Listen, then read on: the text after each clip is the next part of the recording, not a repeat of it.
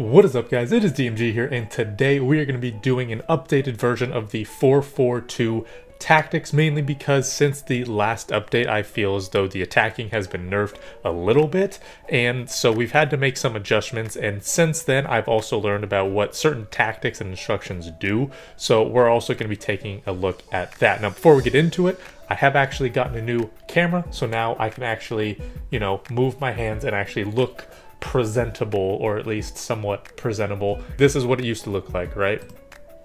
You can see it, hands blurry, it's terrible. Now it's fine, it's perfect. Now I can also do this.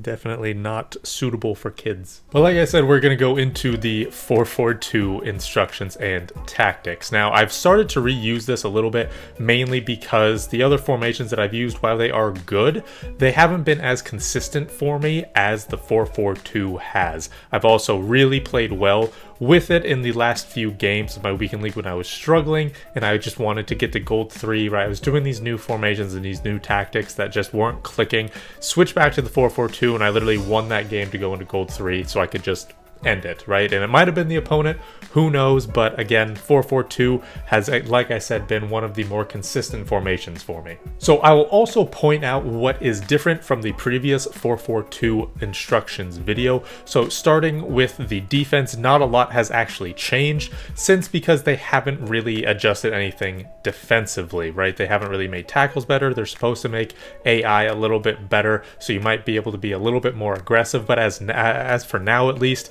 everything is going to be the same. That includes depth being at 4, which I would recommend because there's no defensive mids. There's not going to be any midfield support for your defense. In terms of the attack, however, this is where things change. Like I said before, we're making some attacking adjustments based on what I have learned and based on what has been patched and what has been adjusted in FIFA. So starting with that is actually the width and the players in the box. These used to be lower than 5, so just below average. Now I'm recommending they be above average, anywhere from 6 to 8. And if you want to go more than that, that's totally fine. But I would recommend somewhere between 6 to 8. The reason being is because for width, it doesn't just affect the wide players. It doesn't just tell your left and right mids to go out further. It also affects your strikers, believe it or not. When you have higher width, your strikers are then able to go out wide. Now, since they are strikers, right, they are central players, it doesn't mean they're just going to start out wide because that's not their natural position.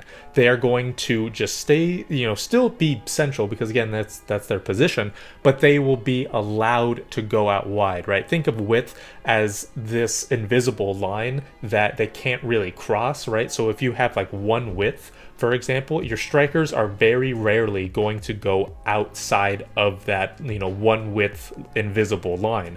Whereas if you have it on 6, 7, 8, right, above average width or just high width in general, then again, they're not going to start out wide, but they will have the ability to go out wide because, again, that invisible line is wider, so they actually can go from narrow to wide, which is very helpful for creating runs. We also increased players in the box to 6. Now, as I mentioned with width as well, you can increase players in the box from 6 to 8, depending on how many players you guys want in the box. But again, this is for making runs, essentially. Yes, there's going to be more people forward and more people in the box technically because you are making more runs, but it's not like you're going to just have, instead of 2 players in the box, you're going to have 3 players now. It's just more people making runs forward, which then in turn makes players in the box happen more often. So for this, again, it just kind of creates more runs for me, in my opinion, which is very helpful because, as I mentioned, the attack has been nerfed a little bit since the previous few patches. Now moving on to the instructions aspect, starting with the defense, we're just going to have stay back while attacking. That's just going to be the pretty standard stuff. And then for left and right back, we are actually going to have them on inverted and balanced. I believe we had them on stay back while attacking, the initial instructions video that we made for the 4-4-2. But like I said, we need a little bit more help attacking wise. And in order to help the defense a little bit with this balanced attack with the left and right backs, I feel as though we need to have the left and right mids on comeback on defense, which is what we do. Now, again, that's not going to make it so we don't have any wingers. The left and right mids still get forward. They still attack. I've scored plenty of goals and gotten a good amount of assists with these left and right mids. It's just going to help a little bit with the defense. If our left and right backs overlap the left and right mids, the left and right mids can sit back and become the defenders. So again, it's kind of just about switching and being that fluid formation. Along with that, for the left and right backs, we have them on inverted just because I don't like them having on overlap, because if they are on overlap, I feel as though it gets too congested out wide. The left and right mid spots become very hectic, and one of your opposition players can essentially mark both of your attackers, right? Your left mid and your left back, or your right mid and your right back. So if they have them on inverted, they're going to create a little bit more space, and then hopefully you won't have as much of a hectic space. And then for the left and right mids, we also have them on get into the box for crosses, because the R1 square and then the RBX crosses have been pretty overpowered this year. So I believe that stayed the same as well. Moving on to the midfield and the strikers, these spots have actually stayed the same for the most part, but there have been some key changes. Now, for what is the same, we have one of the center mids on balanced attack, cover center. We have the other one on stay back while attacking, cover center. Everything else is default. And then for the striker, we have one of them on get in behind, stay forward. And then we have the other one on false nine, stay forward. Now, the difference here is for the false nine striker, we actually used to have him on stay center. Now that's not very good actually for making runs. The reason being is because they are just a lot more stagnant.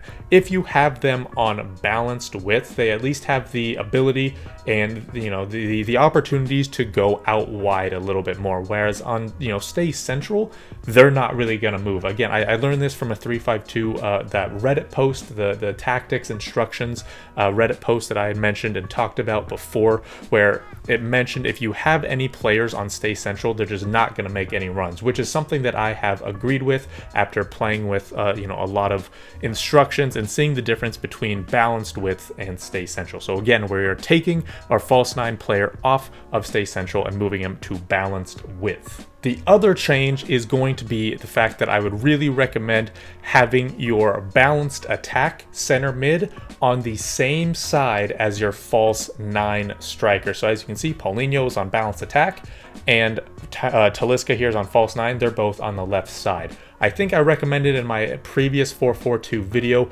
to have them on opposite sides. So for example, your false nine striker, such as Talisca, on let's say the left, and then your balanced attack center mid, such as Paulinho, on the right.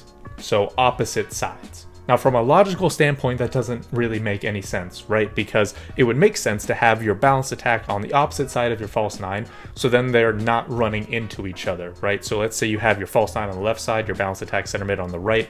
They won't get in each other's way.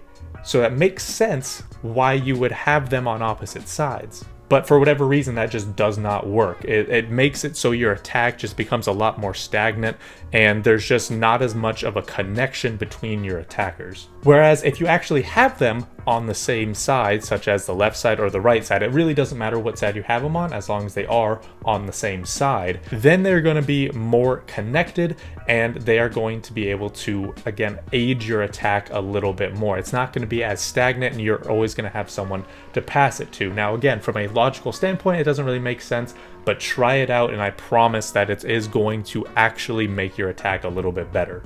Lastly, in terms of the types of players that you want in each position, we will start with the defense. For the center backs, it's pretty much whoever you want, whoever works well for you. For the left and right backs, kind of the same thing. I've recommended in the past that it would be helpful to have good left and right backs who could shoot based on the formation. In this case, that is not necessary, so having just good defenders that you enjoy having is more than enough. Moving on to the midfield, however, this is where it starts to get a little bit more specific. For the left and right mids, I would recommend people with very high stamina because, again, they have comeback on defense a lot. And as I mentioned before, they get goals, they get assists, so they're going to be running forward a lot as well. So if they don't have high stamina, make sure you have subs on the bench. And if you are at a Foot Champs game, or if you're in a friendly game, also have some subs on the bench as well, just in case it goes into extra time, because even if your left and right mids have high stamina, they still are most likely not going to be lasting an entire game plus extra time. For the center mids, have both of them be somewhat box-to-box center mids, both who can go forward and go back. However, one needs to be a little bit better at defending, and then one needs to be a little bit better at attacking. So in this case, this is actually a very good mold, right? Emre Can can still attack, but he's definitely more defensive. Paulinho, honestly, could go forward, he can go back. He's a very good option there, but he's very good at attacking. Now, I would recommend probably better players. These guys are probably a little bit behind the power curve at this point, at least Emre Can is, in my opinion.